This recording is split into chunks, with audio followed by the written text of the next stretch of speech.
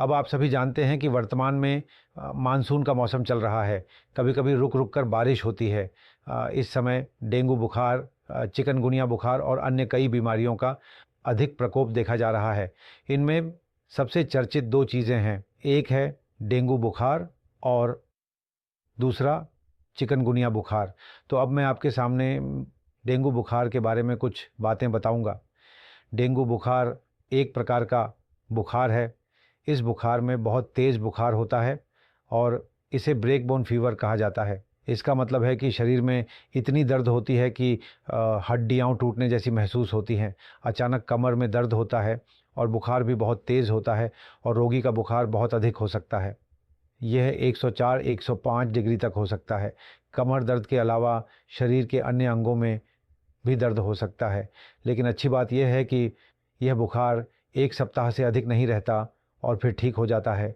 और सारी तकलीफ़ें इसी एक सप्ताह के भीतर होती हैं। लेकिन डेंगू बुखार के लिए कोई विशेष दवा की आवश्यकता नहीं होती। चूँकि यह एक वायरल बुखार है, कोई दवा की आवश्यकता नहीं होती। आमतौर पर पैरासीटामोल जैसी दवाएं लेने से डेंगू बुखार ठीक हो जाता है। लेकिन समस्या ये है कि डेंगू बुखार की समस्या ये है कि इसमें प्लेटलेट्स, जिसे हिंदी में अणुचक्रिका कहा जाता है, की संख्या कम हो जाती है और इसके कम होने के कारण रक्तस्राव हो सकता है। जैसे त्वचा पर खून जम सकता है, इसे पर्पुरा स्पॉट कहा जाता है। और यदि यह बहुत अधिक हो जाए तो अन्य स्थानों से भी रक्तस्राव हो सकता है। जैसे खून की उल्टी हो सकती है, मल में खून आ सकता है, नाक से खून आ सकता है, मुंह से खून आ सकता है। लेकिन इनकी मात्रा कम होती है। अधिकतर त्वचा पर खून जमता है, जिसे पर्पुरा कहा जाता है। तो ये क्यों होता है? ये डेंगू बुखार एक प्रकार के मच्छर से फैलता है। उस मच्छर का नाम है एडिस एजिप्टी। एडिस एजिप्टी नामक एक मच्छर है जो जब किसी डेंगू बुखार से पीड़ित व्यक्ति को काटता है और जब वह उस जीवाणु को ले जाता है, जब वह स्वस्थ व्यक्ति को काटता है तो उसके शरीर में डेंगू बुखार का प्रकोप हो सकता है। तो अब इस डेंगू बुखार के कारण जो समस्या होती है, उसके लिए जो करना होगा वह है मच्छरों की जो प्रजनन प्रक्रिया है उसे रोकना होगा। एडिस एजिप्टी मच्छर की एक विशेषता है, ये आमतौर पर साफ़ पानी में पैदा होते हैं, स्थिर पानी में पैदा होते हैं। अभी बारिश हो रही है, इस बारिश के समय आप देखेंगे कि कई जगहों पर पानी जमा है। कुछ समय के लिए पानी स्थिर रहता है क्योंकि बारिश अधिक नहीं हो रही है, पानी का प्रवाह नहीं होता। ऐसे पानी में एडिस एजिप्टी मच्छर पैदा होते हैं, जैसे फूलों के गमले में, नारियल के खोल में, फिर पुराने टायर फेंके जाते हैं या कोई बर्तन, इनमें पानी जमा रहता है और यहाँ एडिस मच्छर पैदा होते हैं। लेकिन अगर भारी बारिश होती है, जब पानी का प्रवाह शुरू होता है तो एडिस मच्छर बहकर चले जाते हैं। तो यहाँ प्रजनन होता है। चूँकि इस मौसम में रुक रुक कर बारिश होती है लेकिन पानी थोड़ा अधिक नहीं होता, इसलिए इस समय ये कभी कभी होता है। जैसे अप्रैल, मई, जून के महीने में जब पानी नहीं रहेगा, लेकिन जब मानसून में भारी बारिश होगी तब यह भी नहीं होगा। हो सकता है कि तो जो लोग इस रोकथाम के उपायों को अपनाते हैं, उनका काम है कि मच्छरों की प्रजनन क्षमता को रोकें। इसके लिए हमें अपने घर के कोनों, रास्तों में जहाँ भी पानी जमा है उसे निकाल देना चाहिए। जैसे कि हमारे बरामदे या छत पर फूलों के गमले हैं, वहाँ पानी जमा ना हो, इसका ध्यान रखना होगा। अगर कहीं नारियल के खोल या किसी अन्य जगह पर पानी जमा हो तो उसे हटा देना चाहिए।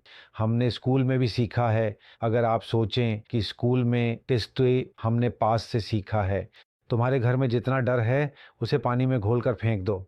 बाजार में अब कोई भी ये कर सकता है, अगर कहना हो तो कोई बच्चा भी ये कर सकता है, लेकिन ये स्कूल के प्रबंधन के लिए हो सकता है। एक और चीज़ जो हो सकती है वह है सरकार की सहायता। उनकी सरकार के पास शायद मच्छर मारने की योजना हो। तो अगर कोई मच्छर नियंत्रण करता है और घर में प्रवेश करना चाहता है तो मुझे लगता है बाद में उसके घर में रहकर मॉस्को का स्प्रे कर सकते हैं। और व्यक्तिगत रूप से ये किया जा सकता है, वह यह है कि हम मैना कमरे में इसके लिए ले सकते हैं। एक प्रकार के मच्छर होते हैं जिन्हें बैठाया नहीं जा सकता। एक प्रकार के मच्छर होते हैं जिनमें दवा दी जाती है, वहाँ पहले मर जाते हैं। या वृत्त, जब हम 124 बजे की बात करते हैं तो दिन के मच्छरों की समस्या क्या है हम दिन में अधिक नहीं जानते। तब हम चाहें तो बच्चों को पूरी आस्तीन के कपड़े, पूरी पैंट, पूरी आस्तीन के कपड़े पहनने की उम्मीद कर सकते हैं ताकि मच्छर ना उतर सकें। इसके अलावा कुछ लोग होते हैं जिन्हें ये चीज़ें लगती हैं, लेकिन मछली पकाने के समय इनसे मच्छरों के इस प्रसार को रोकने और डेंगू से बचने के लिए क्या किया जा सकता है, अब हम इस पर आ सकते हैं। चूंकि चिकित्सा का मामला है, पास्काजित डेंगू के मामले में समस्या ये है कि पेट की समस्या हो जाती है। इसीलिए एक नियम है, कोई समय नहीं, लेकिन जब डेंगू बुखार ठीक हो जाता है, जो लोग जीवन भर ठीक रहते हैं, तब भी 2 अप्रैल से शुरू होता है। और डेंगू बुखार ठीक होने के बाद के 2-3 दिन सबसे ख़राब समय होते हैं, क्योंकि इस बुखार के बाद ही पेट की समस्या होती है। और सबसे ज़्यादा कहा जाता है कि जब तक यह रहेगा तब तक डरने की कोई बात नहीं है, लेकिन बुखार ठीक हो जाने के बाद आप ठीक हैं ये नहीं कहा जा सकता। तभी देखा जाएगा कि उनका ब्लड प्रेशर गिर जाता है, पेट में रक्त की कमी हो सकती है। और डेंगू की एक समस्या ये होती है कि शरीर में पानी होता है, जो शरीर के रक्त में बढ़कर पानी में निकलकर अन्य जगह चला जाता है, इसलिए यह कम हो जाता है। अतः इसे डेंगू शॉक सिंड्रोम कहा जाता है। और ये डेंगू के लिए सबसे ख़राब पहलू है। और ये देखा गया है कि पहले जो कुछ लोग मरीज मर गए थे, वे डेंगू शॉक सिंड्रोम के कारण ही मरे थे। इसीलिए उन 2-3 दिनों में बहुत सावधानी बरतनी पड़ती है। उस समय इलाज करना होता है, वह नहीं होता है।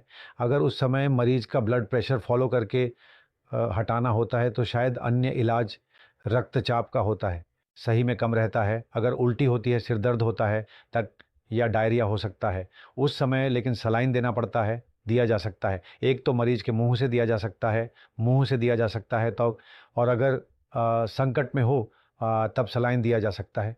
और उस सलाइन देने का एक माप होता है, लेकिन वह माप का हिसाब होता है। मुझे लगता है कि वह अस्पताल में या जनरल डॉक्टर, उनके लिए संभव है उस माप के अनुसार सलाइन देना। क्योंकि सबसे ख़राब बात यह है ना कि सलाइन जैसे किसी के लिए जीवन रक्षक, फिर उस समय अधिक सलाइन देना कई मरीजों के लिए हानिकारक होता है। क्योंकि देखा गया है कि 72 घंटे के बाद, 2 से 3 दिन बाद, लेकिन और शौक नहीं रहता। लेकिन तब अगर सलाइन अधिक दिया जाता है तो वह मरीज के लिए ख़राब हो सकता है। इसलिए सलाइन देना अपने आप में एक संकटापन्न माप होता है, उस माप को देखना होता है। डेंगू के मामले में एक और चीज़ है जो डेंगू है, लेकिन पैरासीटामोल खाने के लिए हम कहते हैं।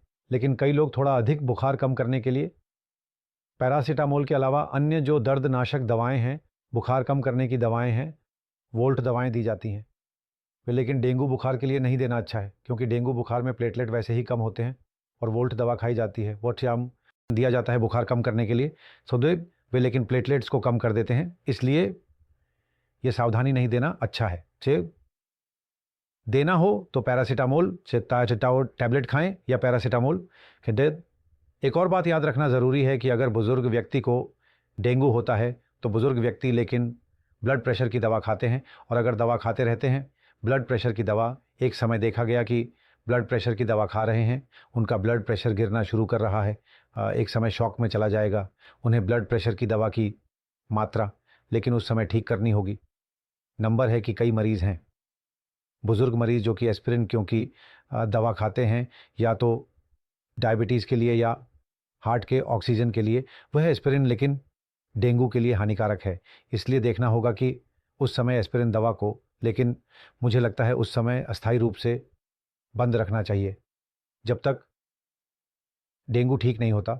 और सामान्य रूप से उस समय कोई थोड़ा अधिक पानी पीना चाहिए ताकि मरीज़ उनका ब्लड प्रेशर ना गिराए। प्रारंभिक अवस्था में पानी पीना चाहिए। बच्चों के मामले में डेंगू एक विशेष चीज़ है, यह सही है, लेकिन वही स्थिति, लेकिन बच्चों के, क्योंकि उनकी पानी धारण करने की क्षमता कम होती है, इसलिए बच्चों को कई बार इस शॉक में जा सकते हैं, ब्लड प्रेशर कम हो सकता है। इसलिए वही चीज़, इलाज वही है, लेकिन उनके मामले में जो सलाइन दिया जाता है उसका माप थोड़ा कम होता है, उसका कैलकुलेशन का हिसाब होता है, उसी तरह देना होता है, लेकिन इलाज के प्रति मोटे तौर पर वही है। गर्भवती अवस्था में डेंगू अगर होता है, इलाज वही है, लेकिन बच्चे, बुजुर्ग और गर्भवती महिलाएं, इनके लिए लेकिन विशेष सावधानी लेनी होती है कि इनके प्लेटलेट्स कितने कम हुए, ब्लड प्रेशर को था या नहीं, वितरित हो रहा है या नहीं। ये लेकिन अधिक प्रिय कम उम्र के लोगों के लिए इतना नुकसान नहीं होता, लेकिन उन्हें थोड़ा अधिक जोखिम होता है। हाई रिस्क ग्रुप जो होते हैं उन्हें थोड़ी अधिक सावधानी बरतनी होती है। इसके बाद आइए जानते हैं कि आम लोग कैसे समझेंगे कि हुआ है।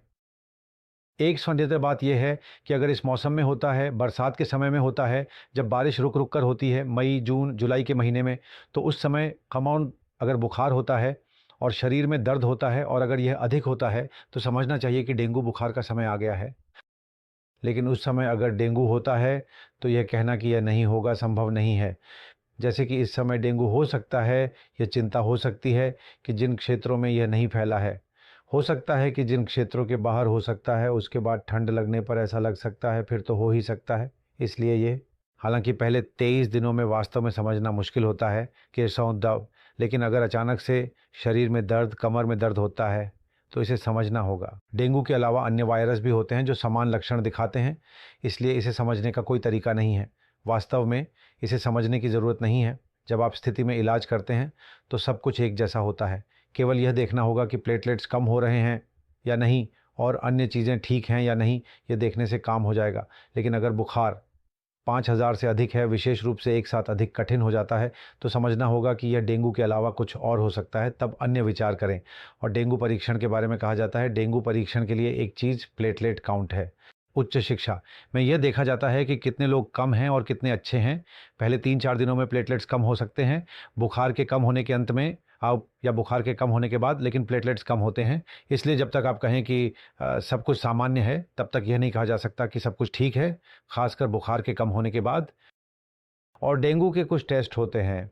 एंटीबॉडी टेस्ट को डेंगू एंटीबॉडी आईजीएम कहा जाता है, लेकिन इन्हें वास्तव में सरल नहीं करना चाहिए। यह डॉक्टर के माध्यम से किया जाना चाहिए। विकास में कई बार गलतियां हो सकती हैं, लेकिन डॉक्टर जो करेंगे वह सही होगा। और एक फैक्टर इसे अच्छी नज़र से नहीं देखेगा, वह है डेंगू NS1 एंटीजन।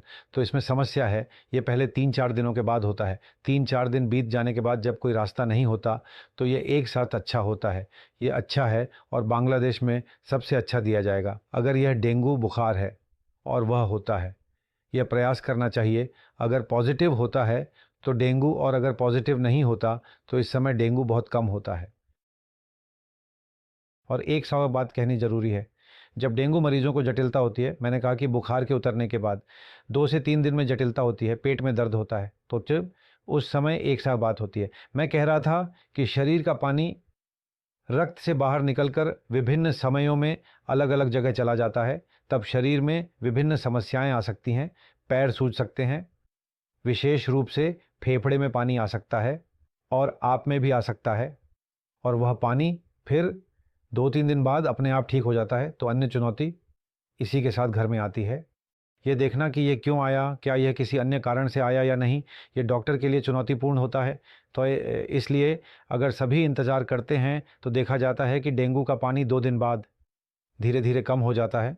इसलिए अगर ये पार नहीं होता है तो इसके बाद फेफड़ों में पानी हो सकता है, पानी रह गया या पेट में पानी रह गया, तब डॉक्टर देख सकते हैं कि क्या इस पानी का कोई और कारण था। लेकिन अगर डेंगू बुखार के साथ पानी होता है तो हम मान लेते हैं कि यह पानी डेंगू बुखार के कारण हुआ है। यह भी अगर पानी होता है तो यह आश्चर्यजनक है, ये एक जटिल स्थिति बन जाती है। तब सब कुछ सावधानी से इलाज करना पड़ता है, क्योंकि सलाइन देना या न देना, खून देना या न देना, प्लेटलेट देना या न देना, यह हम बहुत ही सूक्ष्मता से नहीं देखते हैं। जैसे खून देने से भी नुकसान हो सकता है या न देने से भी नुकसान हो सकता है, सलाइन देने से भी नुकसान हो सकता है या न देने से भी नुकसान हो सकता है, या एक समय आता है जब इसे देना बंद करना पड़ता है और इसे सही तरीके से ये नहीं दिया जा सकता, लेकिन उनके लिए नुकसान हो सकता है। इसलिए हम माप कर आमतौर पर उस आकार में देते हैं। और प्लेटलेट के बारे में एक बात है, डेंगू बुखार होते ही हम में से कई लोग बेडेंडो प्लेटलेट देने के लिए बेचैन हो जाते हैं, खून देने के लिए बेचैन हो जाते हैं। वास्तव में कहा जाता है कि अगर प्लेटलेट एक काउंट 10,000 से नीचे नहीं जाता है तो आमतौर पर प्लेटलेट देने की ज़रूरत नहीं होती। और क्या, क्योंकि प्लेटलेट्स दिए जाते हैं, इस कठिनाई की कीमत जोखिम भरी होती है। वोट देने के लिए हो सकता है, इसीलिए कुछ आमतौर पर 10 से नीचे जाने पर प्लेटलेट नहीं दिया जाता है, क्योंकि देखा गया है कि अगर विश्वास नामक कुछ दिनों बाद प्लेटलेट धीरे धीरे बढ़ जाता है, 2 दिन बाद बढ़ जाता है, बहुत बढ़ जाता है, सब कुछ करने की ज़रूरत नहीं होती। इसलिए सावधानी बरतनी चाहिए। फिर अगर सही समय पर नहीं दिया जाता है तो मस्तिष्क में हार सकते हैं, तभी हार सकते हैं। तो इसी कारण से यही स्थिति होती है, प्लेटलेट देना या न देना। यह एक साल बड़ा निर्णय लेने की बात है जब अस्पताल में भर्ती होते हैं, भर्ती होंगे या नहीं। अगर डेंगू रोगी के साथ माना जा रहा है कि डेंगू ठीक है, डेंगू से उसके शरीर में बुखार, उच्च तापमान और दर्द हो रहा है, अगर अत्यधिक उल्टी हो रही है तो CPM होता है। और एक फ़ोन करके जा रहा है तो मुझे लगता है कि शायद जाना चाहिए। इसके अलावा अन्य मामलों में आमतौर पर बुखार आता है, शरीर में थोड़ा दर्द होता है, लेकिन ऐसा नहीं समझा, हो सकता है कि शरीर काम कर रहा हो तो ठीक है, उनके लिए कभी कभी दिख सकता है। तो मैं सोचता हूँ कि अगर एक तो शासद नावा डेंगू पर अतंकर कोड़ी पर पड़ नहीं, तो वे शावा माद अस्पताल बत्ती होसी नीन डॉक्टर शावन पर नवोसी। आप और रक्त जांच मनो पुदिल कर साव आए तय मेरे पास कोड़ी हमारे खेज ने भी डेंगू पुदिल करते पर भोग मैं आश्वे कोड़ी दोष थे तो ज्वर आए तो आदंग मुक्त जी मंजम वर करती बपर पे।